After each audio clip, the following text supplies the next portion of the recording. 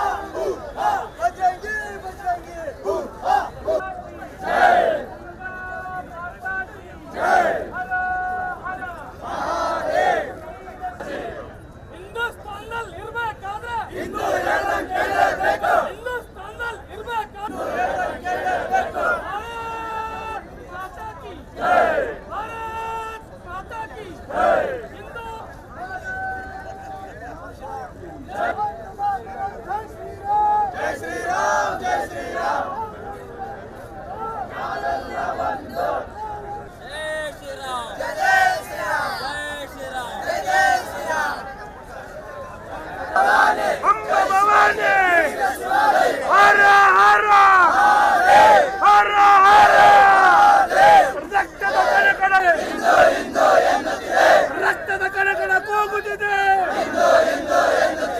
ರಕ್ತದ ಕಣಗಳ ವಿರೋಧಿ ಇಸ್ಲಾಂ ಧರ್ಮಕ್ಕೆ, ಮಾನವ ವಿರೋಧಿ ಇಸ್ಲಾಂ ಧರ್ಮಕ್ಕೆ ಹರ ಹರ ಹರ ಹರ ವೀರ ಶಿವಾಜಿ. ನಾವೆಲ್ಲ ಒಂದು. ಈ ದೇಶದ ರಕ್ಷಣೆ ಯಾರ ಹೊಣೆ? ನಮ್ಮ ಹೊಣೆ. ಈ ದೇಶದ ರಕ್ಷಣೆ ಸರ್ಕಾರ ಅವ್ರಿಗೆ ಅಮಾಯಕರು ಅಂತಂದೇಳಿ ಬೆಂಕಿ ಹಚ್ಚುವವರು ಅಮಾಯಕರಂತೆ. ಅದು ಬೆಂಕಿ ಹಚ್ಚ ಹಿಂದೂ ಯುವಕರ ಮೇಲೆ ಕೇಸ್ ಹಾಕಿದಂತ ರಾಮರ್ಥರಿಗೆ, ಹಿಂದೂ ಯುವಕರ ಮೇಲೆ ಮತಾಂಧರಿಗೆ ಬೆಂಬಲ ನೀಡುವ ರಾಜ್ಯ ಸರ್ಕಾರಕ್ಕೆ, ಉಗ್ರರಿಗೆ ಬೆಂಬಲ ನೀಡುವ ರಾಜ್ಯ ಸರ್ಕಾರಕ್ಕೆ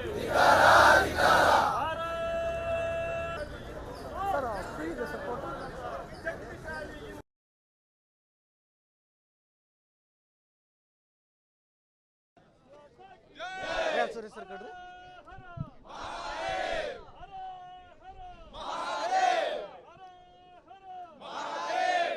ಓಕೆ.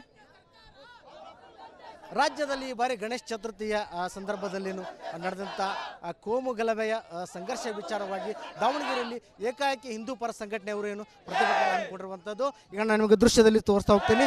ಏನು ಈಗ ಆ ಹಿಂದೂ ಪರ ಸಂಘಟನೆ ಅಂದರೆ ದಾವಣಗೆರೆ ನಗರದ ಸಾರ್ವಜನಿಕ ಗಣೇಶೋತ್ಸವ ಸಮಿತಿಗಳ ಸರ್ವ ಸದಸ್ಯರು ಏನು ಈಗಾಗಲೇ ಎಸಿ ಕಚೇರಿಯ ಮುಂಭಾಗ ಪ್ರತಿಭಟನೆಯನ್ನು ಮಾಡ್ತಿರುವಂಥದ್ದು. ಏನು ನಗರದ ಹೈಸ್ಕೂಲ್ ಮೈದಾನದ ಬೀರ್ಲಿಂಗೇಶ್ವರ ದೇವಸ್ಥಾನದಿಂದ ಬೃಹತ್ ಪಾದಯಾತ್ರೆ ಮೂಲಕ ಏನು ಬಂದು ಎಸಿ ಕಚೇರಿಯ ಮುಂಭಾಗ ಅಂದರೆ ಆ ರಾಷ್ಟ್ರೀಯ ಹೆದ್ದಾರಿ 48 ಅಂದರೆ ಹಳೆ ಪಿ ಬಿ ರೋಡನ್ನು ರಸ್ತೆ ತಡೆ ಮಾಡಿ ರಸ್ತೆ ಮಧ್ಯೆ ಕುಳಿತು ಈಗಾಗಲೇ ಪ್ರತಿಭಟನೆಯನ್ನು ಇಲ್ಲಿ ಮಾಡ್ತಿರುವಂಥದ್ದು.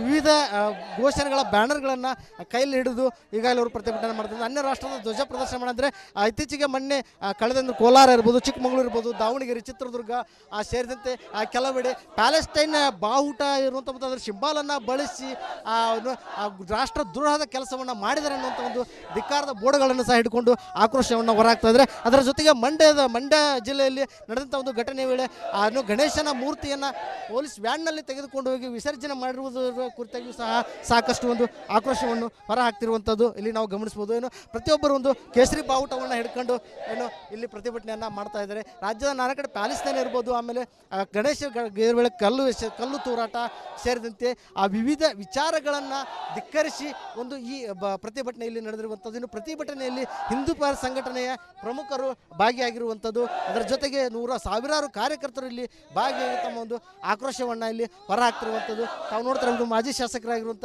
ಬಸವರಾಜ ನಾಯಕ್ ಅವರು, ಆಮೇಲೆ ಬಿಜೆಪಿ ಹಿರಿಯ ಮುಖಂಡರು, ಹಿಂದೂ ನಾಯಕರು ಇಲ್ಲಿ ಸಾಕಷ್ಟು ಇರುವಂಥದ್ದು ಇಲ್ಲಿ ನಾವು ಗಮನಿಸ್ತಿರ್ಬೋದು. ಏನು ಸಾಕಷ್ಟು ಆಕ್ರೋಶವು ಈಗಾಗಲೇ ಭುಗಿಲೆದ್ದಿದ್ದು. ಏನು ಈ ಪ್ರತಿಭಟನಾ ನಿರತ ಸ್ಥಳದಲ್ಲಿ ಪೊಲೀಸ್ ಬಿಗಿ ಬಂದೋಬಸ್ತು ಸಹ ಸಾಕಷ್ಟು ಇರುವಂಥದ್ದು. ಪೊಲೀಸ್ ಬಿಗಿ ಬಂದೋಬಸ್ತಿನಲ್ಲಿ ಏನು ಈ ಪ್ರತಿಭಟನೆ ಇಲ್ಲಿ ನಡೀತಾ ಇರುವಂಥದ್ದು. ಈಗ ನಮ್ಮ ಜೊತೆ ಏನು ಇಲ್ಲಿರುವಂಥ ಕಾರ್ಯಕರ್ತರು ಬಿಜೆಪಿಯ ಜಿಲ್ಲಾಧ್ಯಕ್ಷರಾಗಿರುವಂಥ ಎನ್ ರಾಜಶೇಖರ್ ಅವರಿದ್ದಾರೆ. ಸೊ ಅವ್ರನ್ನ ಮಾತಾಡ್ತಾ ಹೋಗ್ತೀನಿ. ಸರ್, ಏನು ಪ್ರತಿಭಟನೆ ವಿಚಾರ ಏನು ಸರ್ ಇದು? ಏನು ನಾಗಮಂಗಲದಲ್ಲಿ ನಡೆದಿರುವಂಥ ಗಲಭೆ, ನಾಗಮಂಗಲದಲ್ಲಿ ಗಣೇಶೋತ್ಸವದ ಮೇಲೆ ನಡೆದಿರುವಂಥ ಗಲಭೆ ಹಾಗೂ ಪಾಂಡವಪುರದಲ್ಲಿ ಸಂಘದ ಆಫೀಸ್ಗೆ ನುಗ್ಗಿರುವಂಥ ವಿಷಯವನ್ನು ಕುರಿತು, ಹಾಗೆ ವಿಶೇಷವಾಗಿ ಚಿಕ್ಕಮಗಳೂರು ಮತ್ತು ಚಿತ್ರದುರ್ಗದಲ್ಲಿ ಪ್ಯಾಲೆಸ್ತೈನ್ ಬಾವುಟವನ್ನು ಆರಿಸಿರುವಂಥ ಮತಾಂಧರ ವಿರುದ್ಧವಾಗಿ ದಾವಣಗೆರೆಯಲ್ಲಿ ಏನು ಪ್ಯಾಲೆಸ್ತೈನಿನ ಸ್ಟಿಕ್ಕರ್ಗಳನ್ನು ಎದೆ ಮೇಲೆ ಹಚ್ಕೊಂಡು ಅಡ್ಡಾಡ್ತಿರುವಂಥ ಜಿಹಾದಿಗಳ ವಿರುದ್ಧವಾಗಿ ನಾವಿವತ್ತು ಹಿಂದೂ ಸುರಕ್ಷತೆಗೋಸ್ಕರ ನಾವೆಲ್ಲರೂ ಇದ್ದೀವಿ ಅನ್ನೋ ಒಂದು ವಾತಾವರಣವನ್ನು ರೂಪಿಸಲಿಕ್ಕೋಸ್ಕರ ಸರ್ಕಾರಕ್ಕೆ ಎಚ್ಚರಿಕೆ ಕೊಡಲಿಕ್ಕೋಸ್ಕರ ಇವತ್ತೇನು ಬಾಂಗ್ಲಾದಿಂದ ಬಂದಿರುವಂಥ ಬಾಂಗ್ಲಾ ಉಗ್ರವಾದಿಗಳು ನಮ್ಮ ಕರ್ನಾಟಕದಲ್ಲಿ ನೆಲೆ ನೀಡಾಗಿದ್ದಾರೆ. ನಮ್ಮ ಕರ್ನಾಟಕ ಸರ್ಕಾರ ಇವತ್ತು ಅದನ್ನು ಲೆಕ್ಕಿಸದೆ ತನ್ನ ಕೇವಲ ರಾಜಕೀಯ ಮೇಲಾಟಗಳನ್ನು ಮಾಡ್ತಾ ಕಾಲ ಕಳೀತಾ ಇದೆ. ಇವತ್ತು ಆಂತರಿಕ ಭದ್ರತೆಯ ವಿಚಾರವಾಗಿ ಕರ್ನಾಟಕದಲ್ಲಿ ಭಾಳ ಹಿಂದುಳಿದಿದ್ದೀವಿ. ಇದನ್ನು ಖಂಡಿಸಿ ನಾವು ಇವತ್ತು ಉಗ್ರವಾದ ಹೋರಾಟವನ್ನು ಮಾಡ್ತಾ ಇದ್ದೀವಿ. ಕೇವಲ ನಾವಷ್ಟೇ ಅಲ್ಲ, ಇಡೀ ಹಿಂದೂ ಸಮಾಜ ನಮ್ಮ ಜೊತೆ ಬಂದು ನಿಂತ್ಕೊಂಡಿದೆ. ಈಗ ಮಾಜಿ ಶಾಸಕರಂತ ಮೈಕೊಂಡ ಕ್ಷೇತ್ರದ ಮಾಜಿ ಶಾಸಕರಂತ ಬಸವರಾಜ ನಾಯಕ್ ಅವರು ಸಹ ಇದ್ದಾರೆ. ಸೊ ಅವ್ರನ್ನೂ ಮಾತಾಡ್ತಾ ಹೋಗ್ತಾನೆ. ಸರ್, ಏನು ಸಡನ್ನಾಗಿ ಪ್ರತಿಭಟನೆ ಹಮ್ಮಿಕೊಂಡಿರೋಂಥದ್ದು ಸರ್, ಏನೇನು ವಿಚಾರಗಳು? ಕರ್ನಾಟಕ ರಾಜ್ಯದಲ್ಲಿ ವಿಘ್ನೇಶ್ವರ ಹಿಂದೂ ದೇವರ ಬಂಧಿಸಿ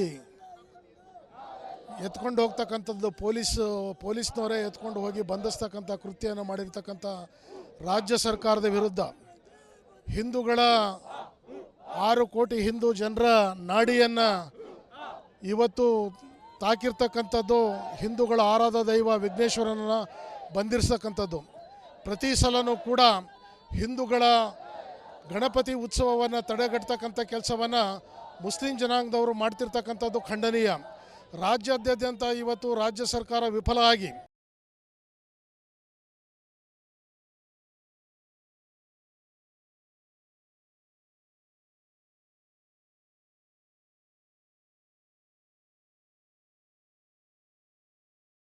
ಅಂತೇಳಿ ಅಲ್ಲಿ ನಡೆದಿರ್ತಕ್ಕಂಥ ಗಲಭೆಯಲ್ಲಿ ಯಾರು ಗಲಭೆ ಮಾಡಿದ್ದಾರೆ ಅವ್ರನ್ನ ಬಿಟ್ಟು, ಯಾರು ಅಮಾಯಕರಿದ್ದಾರೆ, ಯಾರು ಗಣೇಶ ಉತ್ಸವದಲ್ಲಿ ಪಾಲ್ಗೊಂಡಿದ್ರು ಅವರನ್ನು A1A2 ಮಾಡಿದ್ದಾರೆ. ನಮ್ಮ ಹಿಂದೂ ಬಂಧುಗಳನ್ನು A1A2 ಮಾಡೋದ್ರ ಜೊತೆಗೆ ಗಣೇಶನ ಇವತ್ತು ಪೊಲೀಸ್ ವ್ಯಾನಲ್ಲಿ ತಗೊಂಡು ಹೋಗ್ತಕ್ಕಂಥ ದುಸ್ಥಿತಿಯನ್ನು ಈ ದೇಶ ನೋಡಬೇಕಾಗಿದೆ. ಇದರಿಂದ ನಾವು ಹೊರಗೆ ಬರಬೇಕು ಅಂದರೆ ಪ್ರಜಾಪ್ರಭುತ್ವ ಅಂದರೆ ಯಾವ ರೀತಿ ಪ್ರಜಾಪ್ರಭುತ್ವ? ನಿಮಗೇನಾದರೂ ತಾಕತ್ತಿದ್ರೆ ಕೇವಲ ಅಲ್ಲ ಅಂತ ಹೇಳ್ಬಿಟ್ಟು ಒಂದು ಪೊಲೀಸ್ ವ್ಯಾನಲ್ಲಿ ತಗೊಂಡು ಹೋಗೋಕ್ಕೆ ಸಾಧ್ಯನಾ? ಬರೀ ಅದು ನಿರಾಕಾರ, ಅದನ್ನು ತಗೊಂಡು ಹೋಗೋಕ್ಕೆ ಸಾಧ್ಯನಾ ಈ ಸರ್ಕಾರಗಳು? ನಾವು ಇವತ್ತು ಬಹುಸಂಖ್ಯಾತರು ಹಿಂದೂಗಳಿದ್ದು ಕೂಡ ನೀವು ಮಾಡೋದನ್ನೆಲ್ಲದನ್ನು ಸಹಿಸ್ಕೋಬೇಕಾ? ಸಂವಿಧಾನ ಏನು ಹೇಳುತ್ತೆ? ಸಂವಿಧಾನ ಉಳಿಸ್ತಕ್ಕಂಥವ್ರು ನಾವು, ಸಂವಿಧಾನವನ್ನು ಹಾಳು ಮಾಡ್ತಕ್ಕಂಥವ್ರು ಇವತ್ತು ಮುಸಲ್ಮಾನರು. ಇವತ್ತು ಸಂವಿಧಾನಕ್ಕೆ ಎಲ್ಲಿ ಬೆಲೆ ಕೊಡ್ತಾ ಇದ್ದಾರೆ? ಅವ್ರದ್ದೇ ಒಂದು ಶರಿಯತ್ ಕಾನೂನು ಮಾಡ್ಕೊಂಡು ಸಂವಿಧಾನ ಇವತ್ತು ಗಾಳಿಗೆ ತೂರಿದ್ದಾರೆ. ಹೀಗಾಗಿ ಈ ದೇಶದಲ್ಲಿ ಸಮಾನತೆ ಬರಬೇಕು, ಈ ದೇಶದಲ್ಲಿ ಕಾನೂನು ಬರಬೇಕು, ಈ ದೇಶದಲ್ಲಿ CAA ಬರಬೇಕು, ಈ ದೇಶದಲ್ಲಿ ಎಲ್ಲರಿಗೂ ಒಂದೇ ಯೂನಿಫಾರ್ಮ್ ಸಿವಿಲ್ ಕೋಡ್ ಬರಬೇಕು. ಅರೆ ಪ್ಯಾಲೆಸ್ತೈನ್ ಭಾಷಣ ನಿಮ್ಮ ಧರ್ಮದವರು ಅಂತ ಅವ್ರ ಪರವಾಗಿ ಮಾತಾಡ್ತೀರಾ? ಬಾಂಗ್ಲಾದಲ್ಲಿ ನಮ್ಮ ಹಿಂದೂಗಳಿಗೆ ಮಾರಣ ಹೋಮ ಮಾಡಿದ್ರಲ್ಲ, ನಾವೇನು ಮಾಡಬೇಕು?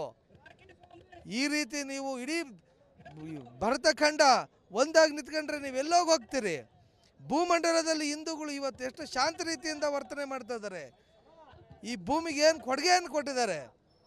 ಇದನ್ನೆಲ್ಲ ಮರೆತು ನೀವು ಸಂಘರ್ಷದ ಹಾದಿ ಹಿಡಿದು, ಇತಿಹಾಸ ನಮಗೆ ಚೆನ್ನಾಗಿ ಗೊತ್ತಿದೆ, ನಾವೇನು ಬಗ್ಗ ಪರಿಸ್ಥಿತಿಯಲ್ಲಿಲ್ಲ.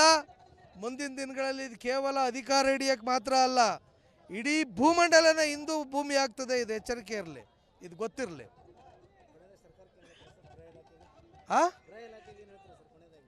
ಗೃಹ ಇಲಾಖೆ ಈಗ ಅದನ್ನು ನಾವು ಮತ್ತೆ ಈಗ ಆಲ್ರೆಡಿ ಅವನಿಗೆ ಮಕ್ಕಳಾಗಲ್ಲ ಅನ್ನೋದಕ್ಕೆ ಏನಂತೀವಿ? ನಪುಂಸಕ ಅಂತೀವಿ. ಅವನಿಗೆ ಆಗಲೆಲ್ಲ ನಪುಂಸಕ ಅನ್ನೋದ್ರಾಗ ಅರ್ಥ ಏನಿದೆ? ಅಂಥ ನರಸತ್ತ ಸರ್ಕಾರ ಇದು. ಹಿಂದೂಗಳ ರಕ್ಷಣೆ, ಹಿಂದೂಗಳಿಗೆ ಸಮಾನತೆಯನ್ನು ಕೊಡದೇ ಇರೋಕ್ಕೆ ಸಾಧ್ಯವಾಗದೇ ಇರತಕ್ಕಂಥ ನರಸತ್ತ ಸರ್ಕಾರ ಇದು.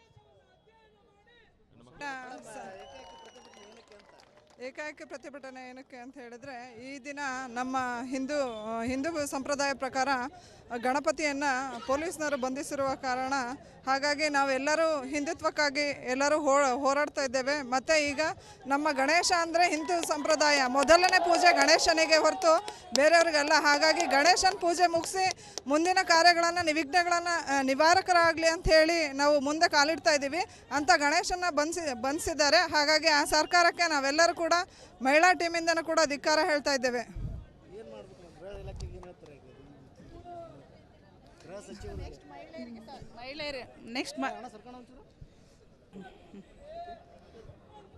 ಇದೇ ಥರ ಒಂದು ಏನು ಧರ್ಮದ ವಿರುದ್ಧವಾಗಿ ಏನು ಸರ್ಕಾರ ನಡೆಸ್ಕೊಳ್ತಾ ಇದೆಯೋ ಮುಂದೊಂದು ದಿವಸ ಮಹಿಳೆಯರಿಗೆ ಕೂಡ ಅವರಿಗೆ ಅನುಕೂಲಕರವಾದ ವಾತಾವರಣ ರೂಪಿಸೋದಕ್ಕೆ ತುಂಬ ಕಷ್ಟ ಆಗುತ್ತೆ. ನಮ್ಮ ಸಂಪ್ರದಾಯ ಸಂಸ್ಕೃತಿಗಳನ್ನು ಅವ್ರು ಬಲಿ ಕೊಡ್ತಾರೆ ಅಂತ ಹೇಳೋಕ್ಕೆ ಇಷ್ಟಪಡ್ತೀವಿ.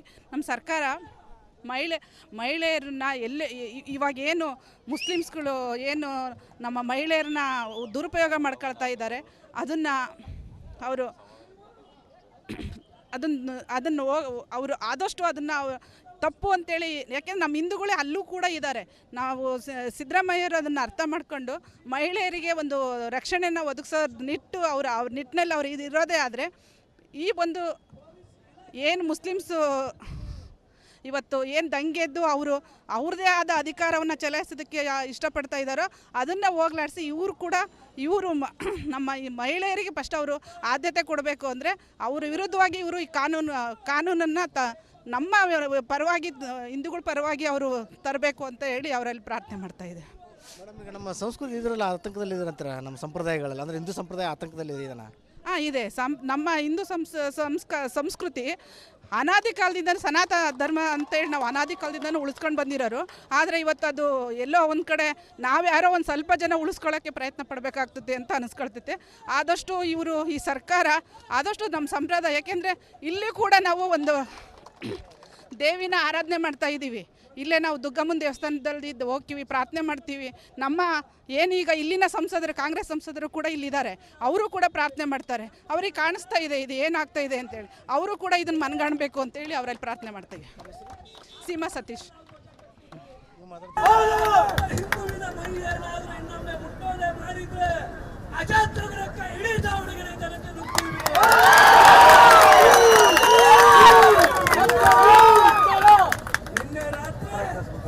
ಯಾರು ಇಲ್ಲದ ಸಮಯದಲ್ಲಿ ರಾತ್ರಿ 11 ಆ ವೆಕ್ಕಭವಿ ಕಾಲೋನಿ ಮುಖಭವಿ ಕಾಲೋನಿಯವರಿಗೆ ಎದುರಿಸಿ ಕಾಲೋನಿಗೆ ಹೋದ್ರಂತೆ.